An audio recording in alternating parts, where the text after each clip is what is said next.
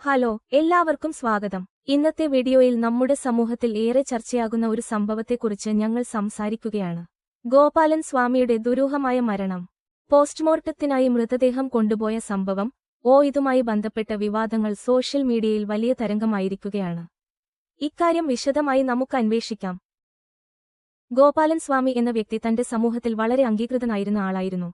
എന്നാൽ അനന്തരാവസ്ഥയിൽ അവരുടെ ദുരൂഹമായ മരണം വലിയ സംശയങ്ങളും ചർച്ചകളും ഉയർത്തി. സംഭവസ്ഥലത്ത് നിന്നുള്ള വിവരങ്ങൾ അനുസരിച്ച് ഇതൊരു സ്വാഭാവിക മരണമായിരുന്നുവെന്ന് ചിലർ അഭിപ്രായപ്പെടുമ്പോൾ മറ്റു ചിലർ കൃത്യമായ അന്വേഷണം ആവശ്യപ്പെടുന്നു.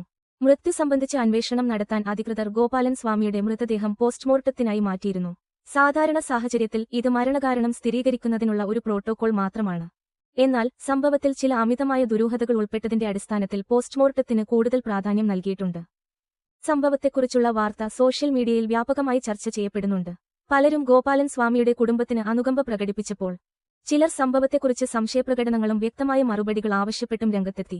നിരവധി തവണ ഇത്തരം സംഭവങ്ങൾ ജനങ്ങളിൽ വലിയ ആകാംക്ഷയും അഭയം തേടലും സൃഷ്ടിക്കുന്നുണ്ട്. ഇത്തരമൊരു സംഭവത്തിൽ സത്യസന്ധമായ അന്വേഷണം നടത്തുക അത്യാവശ്യമാണ്. എന്തുകൊണ്ട്? അത് കുടുംബത്തിന് നീതിയും സത്യവും ഉറപ്പാക്കാനാണ്. അതുപോലെ ഇത്തരം സംഭവങ്ങൾ മറ്റുള്ളവർക്കുള്ള ഒരു മുന്നറിയിപ്പായും പ്രവർത്തിക്കണം. ഈ സംഭവം നിങ്ങളെ എങ്ങനെ ബാധിച്ചു?